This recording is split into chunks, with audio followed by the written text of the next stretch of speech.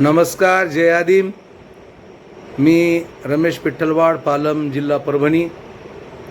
मी प्रथमच हा व्हिडिओ बनवत आहे. व्हिडिओ बनवण्याचं कारण मित्रांनो, आपल्या सर्वांना माहीत आहे, विस्तारित क्षेत्रातील महादेव कोळी, मल्हार कोळी, ढोर कोळी, टोकरे कोळी जमातीच्या न्याय आणि घटनादत्त हक्कासाठी महादेव कोळी जमातीतील 5 योद्धे सोलापूर जिल्ह्यातील जिल्हा परिषद पूनम गेट समोर गेल्या 7 दिवसापासून आमरण उपोषणाला बसलेले आहेत.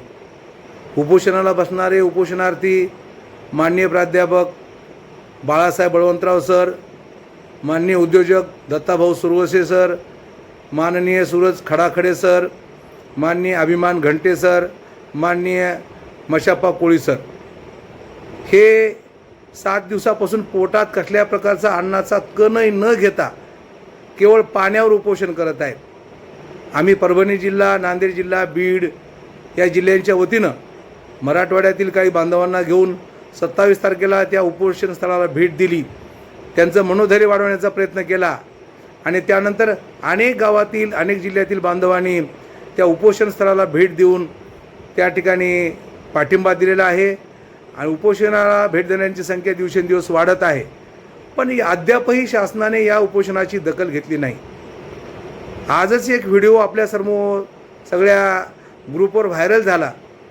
त्या उपोषणार्थीमध्ये जे उद्योजक म्हणून माननीय दत्ताभाऊ सुरवसे उपोषणार्थी आहेत, त्यांच्या सौभाग्यवती वैशालीताई आणि त्यांची 2 छोटी बाळं त्या उपोषणस्थळी आलेली आहेत आणि ते दोन्ही बाळं दत्ताभाऊंच्या मांडीवर बसून आपल्या पप्पांना विचारतात की पप्पा, तुम्ही इथं किती दिवस बसणार आहात? तुम्ही घरी का येत नाहीत? तुम्ही कुठं जेवतात? जेवण का करत नाहीत? हे सगळं ऐकून त्यांच्या सौभाग्यवतीच्या डोळ्यात अश्रू आलेले आहेत आणि आपल्याला अतिशय कळवळून जातं की एक उद्योजक असणारा व्यक्ती, ज्याला प्रमाणपत्राची गरज नाही, वैधतेची गरज नाही, पण माझ्या समाजाला न्याय मिळाला पाहिजे म्हणून गेल्या 7 दिवसापासून उपाशी पोटी आहे. अजून किती दिवस उपाशी राहावं लागेल याचंही काही सांगता येत नाही. पण तशा परिस्थितीमध्ये ते आपल्या पत्नीला धीर देतात. मी जरी घरी नसलो आणि मला जरी जेवायला मिळालं नसलं तरी एवढे माझे बांधव मला पाठीराखे आहेत, त्यामुळे मला भूक लागत नाही. आणि जोपर्यंत माझ्या समाजाला न्याय मिळत नाही, शासनाकडून कोळी नोंदीवरून वैधता प्रमाणपत्र देण्यासंदर्भात परिपत्रक जारी होत नाही, तोपर्यंत आम्ही येथून हटणार नाही. जरी आमचं बरं काही वाईट झालं तरी आमचा अंत्यविधी करू नका, अशा 5ही या संघर्ष योद्ध्यांनी हा बोलून दाखवलेला निश्चय आहे. मला या व्हिडिओच्या माध्यमातून आपल्या सर्व बांधवांना विनंती करायची आहे, आपल्याला हृदय आहे, माणुसकी आहे, आपल्यामध्ये संघर्ष करण्याची जिद्द आहे, आपलंही काही कर्तव्य आहे.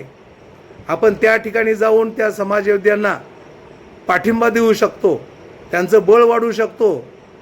आणि ते जर नाही करता आलं तर आपण आपल्या जिल्ह्यामध्ये तालुका स्तरावर, जिल्हा स्तरावर सोलापूर येथील आंदोलनाला पाठिंबा म्हणून धरणे आंदोलन करू शकतो, रास्ता रोको करू शकतो, तहसीलदारामार्फत निवेदन देऊ शकतो, घोषणाबाजी करू शकतो, शासनाचं लक्ष वेधू शकतो. यापैकी जो मार्ग आपल्याला योग्य वाटेल, जो परिणामकारक ठरेल, असा यापैकी कुठलाही मार्ग तुम्ही निवडा. आणि धरणे आंदोलन जर करत असाल तर सोलापूर येथील या 5ही संघर्ष योद्ध्यांचा फोटो असलेला बॅनर पाठीमागं लावा. त्या बॅनरवर त्यांनी जी मागणी लावून धरलेली आहे, जी एकच मागणी आहे की विस्तारित क्षेत्रातील महादेव कोळी, मल्हार कोळी, ढोर कोळी जमातींच्या ब्रिटिशकालीन तत्कालीन जनगणना आयोगाच्या आदेशानुसार ज्या कोळी नोंदी झालेल्या आहेत, त्या कोळी नोंदीवरूनच अनुसूचित क्षेत्रातील लोकांप्रमाणे माननीय मंत्री मधुकर पिचड, स्वर्गीय संचालक गोविंद घारे यांच्या कोळी नोंदी असतानाही त्यांना वैधता प्रमाणपत्र देण्यात येतं. त्याच निकषानुसार आम्हाला सुद्धा समानतेच्या तत्वाचं पालन करून वैधता प्रमाणपत्र देण्यात यावं, ही एकमेव मागणी त्यांनी लावून धरलेली आहे. आणि ती मागणी मान्य झाल्याशिवाय, परिपत्रक निघाल्याशिवाय ते त्यांचं उपोषण सोडणार नाहीत. तेव्हा आपलं काही कर्तव्य आहे, आपल्या अंगातही आदिवासी महादेव कोळी, मल्हार कोळी, ढोर कोळी, टोकरे कोळी यापैकी कुठल्या ना कुठल्या तरी जमातीचं रक्त आहे. त्या रक्ताला आपण जागायचं आहे. आपापल्या परीनं या आंदोलनामध्ये सहभाग द्यायचा आहे. मग तालुका स्तरावरील धरणे आंदोलन असेल, रस्ता रोको असेल, जिल्हा स्तरावरचा असेल, आपल्याला जे जे शक्य असेल त्या त्या ठिकाणी आपण करा. त्या मायमाऊलीकडे, त्या लेकरांकडे बघा. त्या संघर्ष येऊ द्याची थोडीशी कळवळा येऊ द्या. आणि तुम्हाला जमत असेल तर एक दिवस का होईना त्या उपोषणस्थळी जा किंवा आपल्या तालुका स्तरावर, जिल्हा स्तरावर आपापल्या परीनं मोठ्या संख्येनं आंदोलन करा. तरच शासन याची दखल घेईल, अन्यथा शासन दखल घेणार नाही.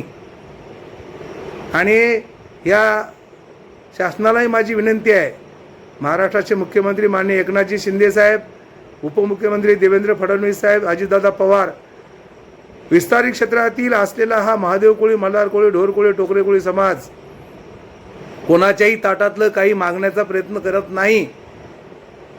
राज्यातल्या आदिवासी लोकसंख्या जी गृहीत धरलेली आहे त्या लोकसंख्येमध्ये यांची गणना झालेली आहे. त्यांना अनुसूचित क्षेत्रातील शेड्यूल एरियातील निवडून येणारे जे आदिवासी आमदार आहेत त्यांनी त्यांना मिळू द्यायचं नाही. हा एक षड्यंत्र असलेला भाग आहे.